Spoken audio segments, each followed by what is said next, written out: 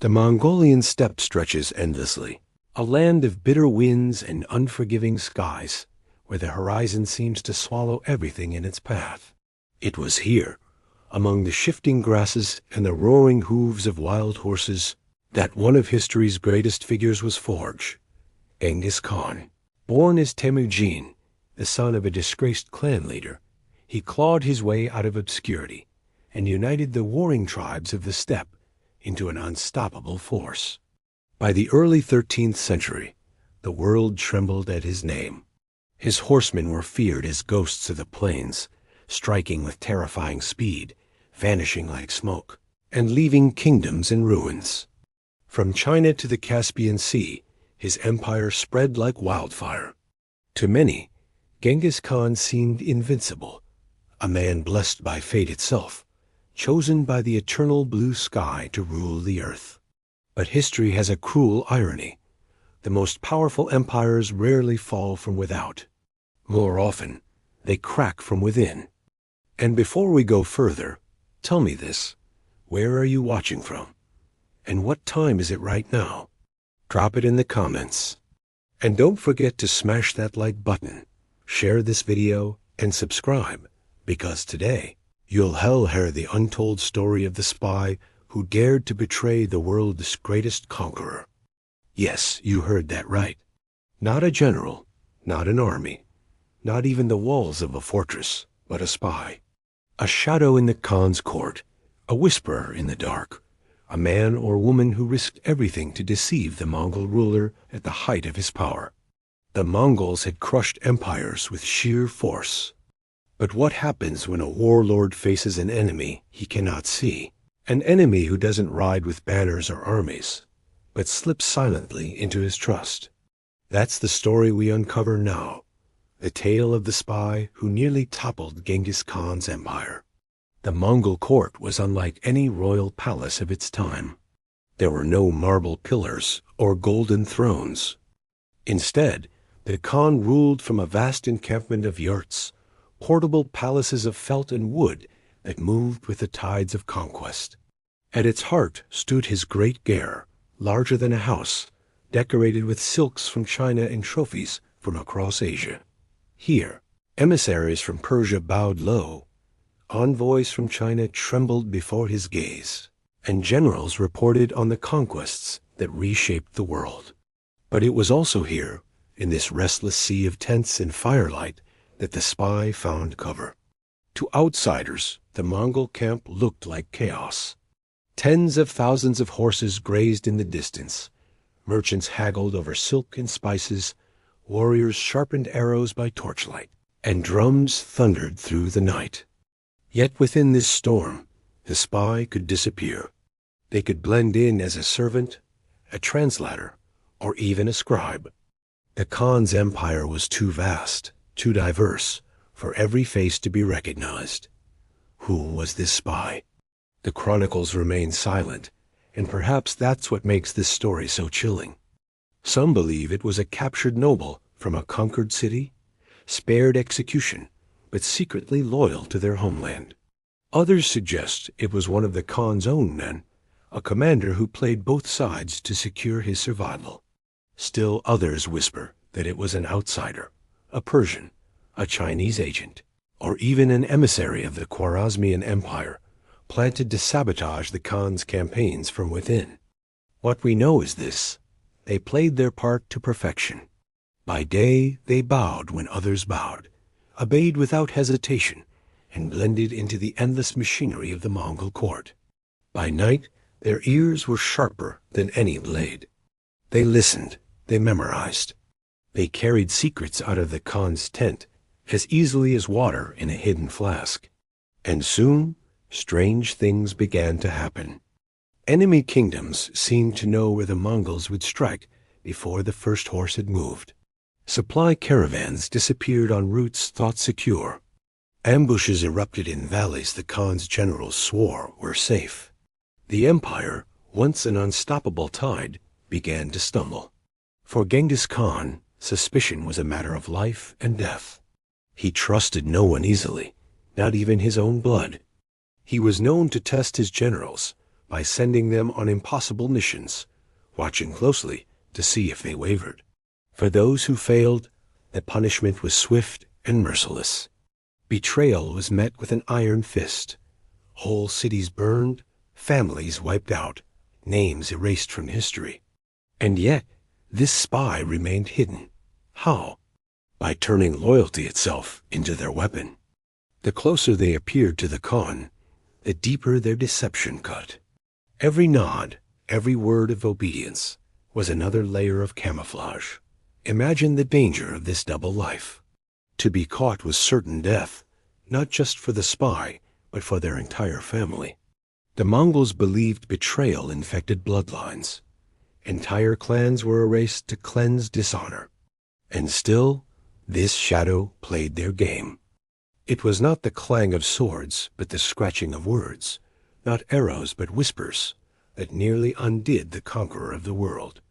The Khan's paranoia began to grow. He sensed the invisible hand against him. It was said he would stare into the fire late at night, his face hard as stone, murmuring that the eternal blue sky had granted him the world, but that somewhere in his camp, someone plotted his fall. For a man like Genghis Khan, who feared nothing, that realization was more terrifying than any enemy army. This was the seed of betrayal, and it would soon bloom into one of the most dangerous games of espionage the ancient world had ever seen. The Mongol camp was alive with firelight. Torches flickered against the leather walls of yurts, and the wind carried the smell of sweat, horses, and smoke across the endless steppe. For the soldiers, this was home, the heart of an empire that stretched farther each day. But within this sprawling sea of tents, something darker stirred. A shadow moved among the fires, a figure who had no banner, no place, and no true loyalty. A spy. To understand how they survived, you have to understand the strange nature of Genghis Khan's court. Unlike the gilded halls of Persia or the ornate palaces of China, his court was a living, breathing battlefield. It was as mobile as his army, shifting with the seasons and the campaigns. Today, it might be in the grasslands near the Anan River. Tomorrow, beside the ruins of a fallen city. The Khan's tent itself was a symbol of this, immense, round, and adorned with silks looted from far-off lands.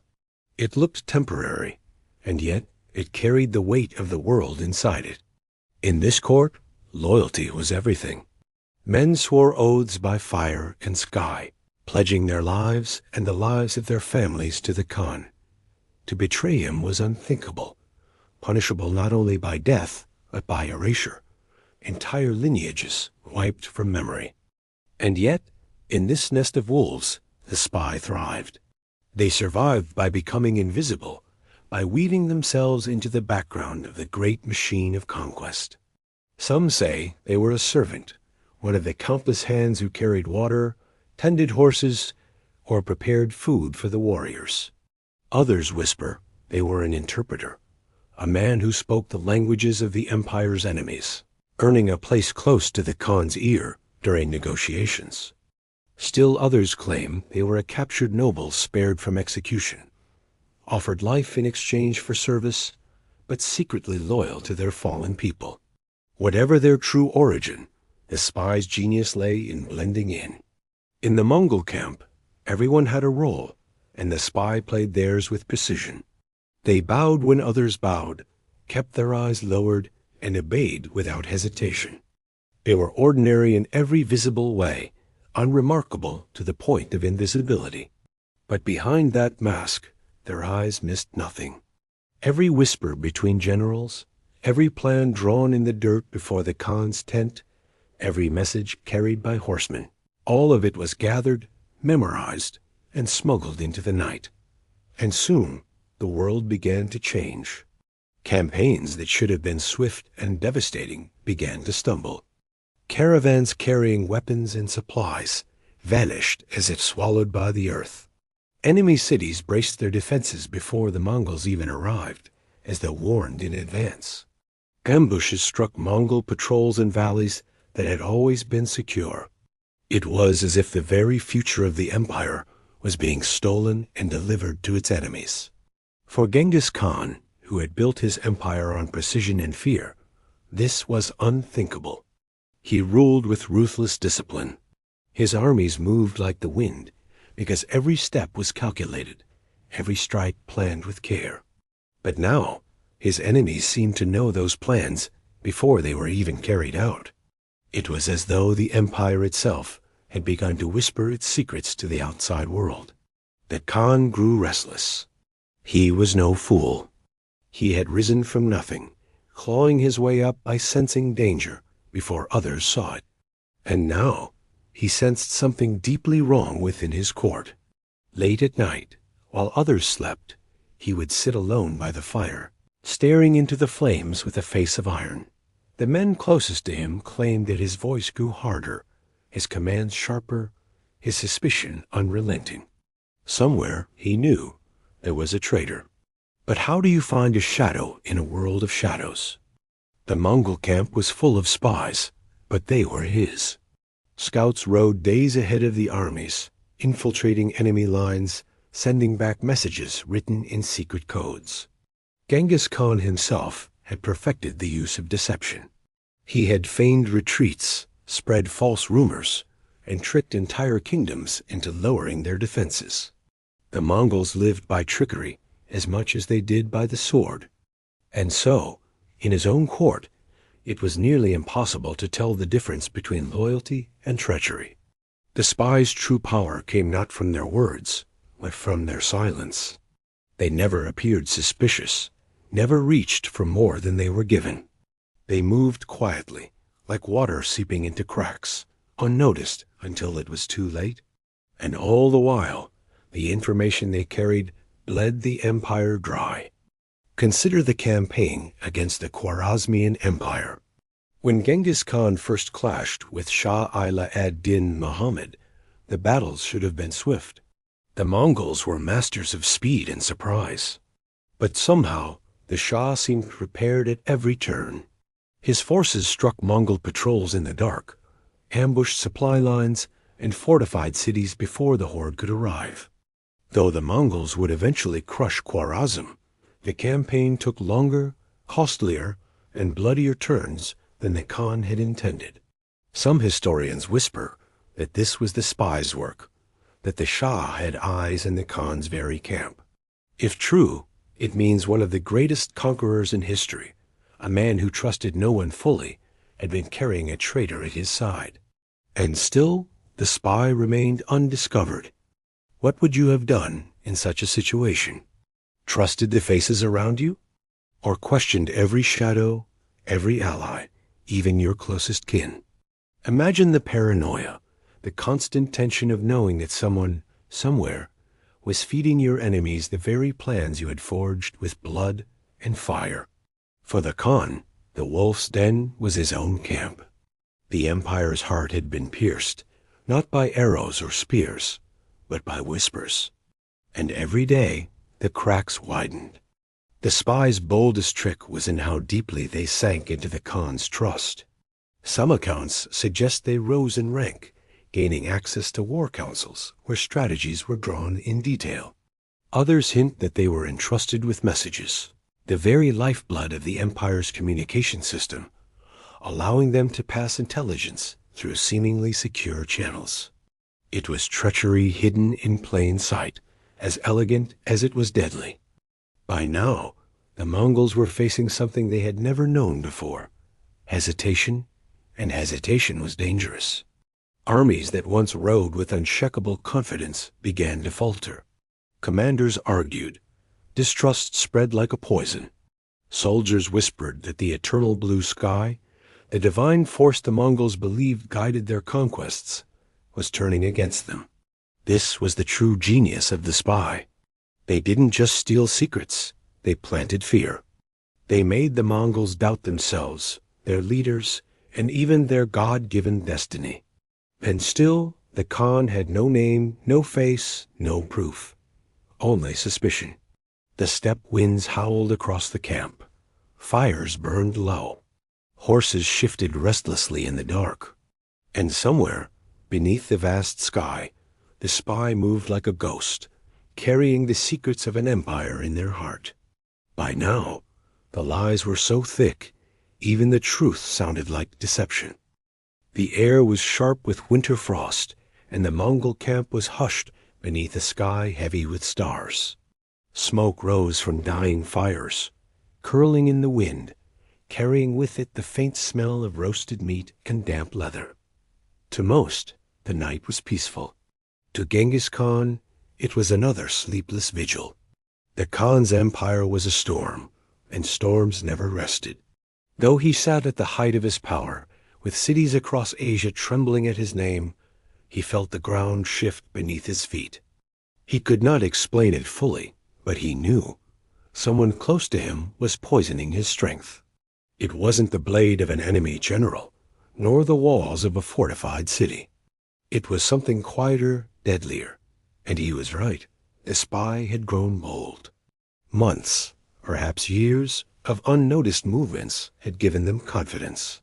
They had built a reputation as reliable, loyal, indispensable. Their hands carried messages between commanders. Their voice translated foreign tones, their presence never questioned. They had become part of the furniture of the empire, and in that invisibility lay their deadliest weapon. It began with a message. The Khan was preparing for a major strike, one that would carve deep into the lands of the West. Scouts had returned with maps, reports of terrain, and details of enemy positions. The plan was simple: split the forces, strike in waves, surround, and annihilate. The Mongols had done it 100 times before. But this time, the spy was waiting. Under the cover of night, while guards dozed and horses stamped in the cold, the spy slipped into the shadows with a single scroll. It was not written in Mongolian script, but in the enemy's tongue, a code few in the camp could read. Hidden in the folds of clothing, the message would be carried far from the steppe, across deserts and mountains, until it reached the trembling hands of those who feared the Khan's wrath. By dawn, the betrayal was already in motion. The enemy knew when and where the Mongols would strike. They knew which valleys the horsemen would pour into, which rivers they would ford, which cities would be besieged. When the Khan unleashed his army, he found something unexpected, resistance waiting like sharpened steel. Traps had been laid, supply lines severed, scouts ambushed before they could report back. For the first time, the Mongols, masters of ambush, walked into one themselves. The losses were small by the measure of empires, but catastrophic by the measure of Genghis Khan. His army was supposed to be invincible, unstoppable, a force of nature. Now his generals hesitated, his warriors whispered. Who had betrayed them? How had the enemy known? The Khan summoned his commanders. Inside his great felt tent, the fire burned low, shadows leaping across the walls. Around him sat men hardened by blood and conquest, men who had ridden with him since his youth, who had sworn oaths sealed by fire. Yet even among them, suspicion bled. One by one, voices rose. Perhaps it was this general, perhaps that one, perhaps a servant. But the spy sat silent among them, invisible as ever. They said little, only nodded when asked, only agreed when spoken to. A shadow among shadows. The Khan, sharp-eyed as a hawk, studied every face. He had built his empire by reading men, by sensing weakness, by knowing when someone lied. But this spy had mastered the art of being nothing. Nothing to notice, nothing to remember, nothing to suspect. The betrayal deepened. In the months that followed, the spy fed more secrets into the night. Marching orders, numbers, supply chains, all carried in whispers, all bleeding into enemy hands. The Mongols still conquered, because they were relentless, but the cost grew steeper. Victories came slower, resistance grew stronger. For the first time, the empire felt the weight of exhaustion. And then came the moment that would echo in history, the betrayal that nearly shattered the Khan's heart. It was during a campaign against a fortified city on the Western Front. The Mongols, with their unmatched siege engines, were preparing for a decisive strike. Trebuchets had been built from stolen timber, engineers pressed into service, strategies drawn to crack the walls in days. The city was doomed. But the spy slipped a single message into enemy hands. When the Mongols launched their attack, they found boiling oil ready at every gate, counter-machines on the walls, and tunnels dug to collapse their siege towers. It was a massacre. Mongol soldiers, so used to overwhelming odds, fell screaming into fire and stone. Siege engines burned before they could fire a single rock. For the first time, entire units of the horde were annihilated in full view of the Khan. Imagine the sight. Genghis Khan, seated on horseback, watching the city he had expected to crumble, stand defiantly against him, his warriors dying in droves. Imagine the fury in his chest, the realization that someone within his circle had not only betrayed him, but humiliated him. The Khan's roar shook the battlefield. Witnesses said he dismounted, strode through the chaos, and seized a burning spear from the ground. With his own hand, he hurled it at the enemy walls, cursing the traitor who had done this. That night, the camp was silent. The Khan ordered a purge. Servants, messengers, interpreters, anyone who had access to his tent was questioned, tortured, broken. Yet still the spy remained hidden. They had covered their tracks too well.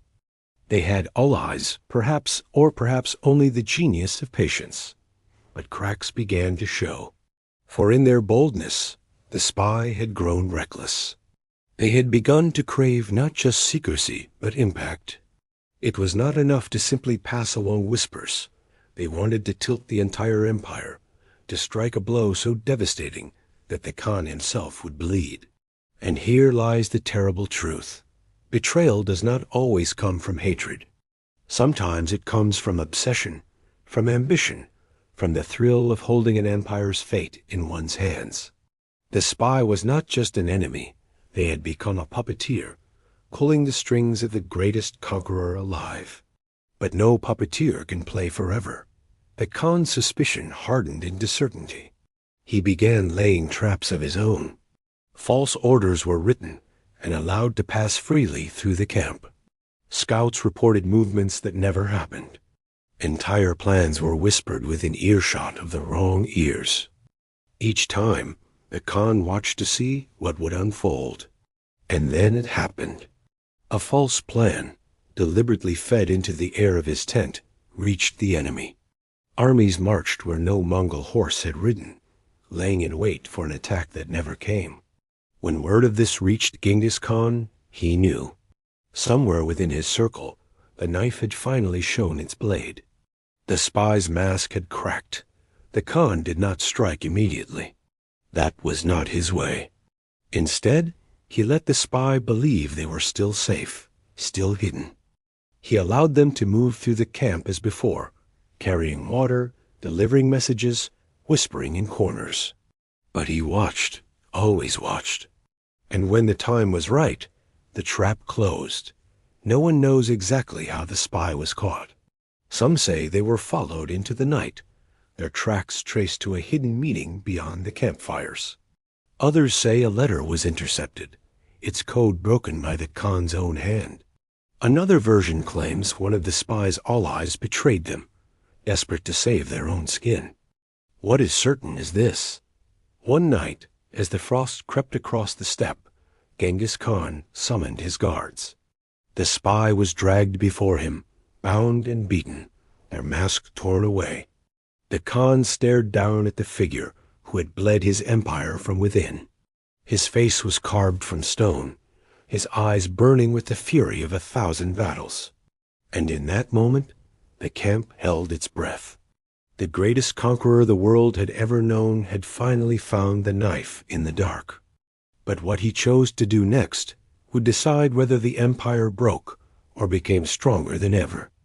The fire crackled inside the Khan's great tent, throwing long, flickering shadows across the furs and banners. The spy knelt in chains, bruised and bloodied, but unbroken. Around them, the silence was suffocating. No commander spoke. No soldier moved. All eyes were fixed on one man, Genghis Khan. The great conqueror sat in silence for what felt like an eternity, his gaze locked on the figure who had haunted his empire from within. His face revealed nothing, no anger, no grief, only a stillness more terrifying than any roar of rage. Finally, he spoke. "You bled my people," he said, his voice low and steady, not with a blade, but with whispers. "You struck not at my chest, but at the heart of the horde. You made my warriors doubt, my sons question, my enemies laugh. That is worse than any wound of steel." The spy did not answer. Some say they smirked. Others swear they tried to speak, to justify their betrayal, to claim they were serving a greater power. But none can agree on their final words. What all the chronicles agree upon is this: the Khan's decision was merciless. He ordered the spy's fate not as a simple execution, but as a lesson written in fire and memory. The punishment was devised to be remembered for generations. Bound in iron, the spy was paraded through the camp.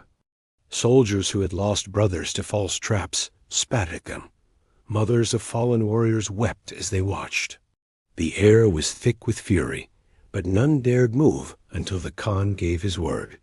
When the moment came, the spy was tied between two horses, stretched to the point of breaking. But before the sentence was carried out, Genghis Khan himself stepped forward. He wanted to see their eyes one last time. "You thought you were unseen," the Khan whispered, close enough for only the spy to hear. "But nothing is hidden forever."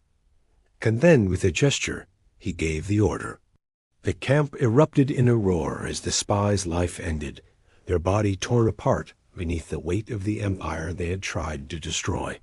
The ground drank their blood, and the Mongols chanted the Khan's name as though to wash away the stain of betrayal. But the Khan did not celebrate. He turned from the scene, his face grim, and walked into the night alone. For while he had crushed the traitor, he knew the damage had already been done. Trust was broken. The horde would ride again, yes, but the memory of betrayal lingered like smoke on the wind. History remembers Genghis Khan as ruthless, brilliant, unstoppable. But those who studied the chronicles knew that this moment changed him. From that day forward, he trusted no one completely. Every general, every advisor, every servant was watched. The spy had not destroyed his empire, but they had left scars that shaped its future. The Khan became sharper, more paranoid, more ruthless in rooting out dissent. His intelligence networks, once a loose web of scouts and informants, became a steel net, tightened until no whisper escaped him. He created double messengers, cross-checking orders, planting false trails to sniff out traitors. The Mongol intelligence system grew into one of the most feared in history. In a strange way, the spy's betrayal made him stronger. But the story did not end there. For centuries, whispers about the spy lingered. Some claimed they had been a foreign agent, a tool of the Persians, the Chinese, or the Khwarezm Shah. Others believed they had been one of his own men, jealous of power, plotting from within. A few even whispered that the spy had been connected to one of the Khan's own bloodlines, though such claims were dangerous to speak aloud. What is certain is that the betrayal became a cautionary tale, told by fires across the steppe for generations. Beware the knife in the dark, for it is sharper than any sword. Years later, as Genghis Khan continued his conquests, he would sometimes pause at night, staring into the flames of his campfire. His sons saw it, his generals noticed, but none dared ask what weighed on his mind. Perhaps he thought of the cities yet to fall. Perhaps he thought of his youth, of the long road from exile to empire. Or perhaps, just perhaps, he thought of the face of the spy, the one who had dared to betray him and nearly succeeded. For even the greatest conqueror in history was reminded that empires do not only fall by armies and walls. Sometimes they fall by whispers. And so ends the tale of the spy who betrayed Genghis Khan, a story of loyalty turned to poison, of whispers that shook an empire, and of a conqueror who learned that even he was not untouchable. History may forget the spy's name, but it will never forget their shadow.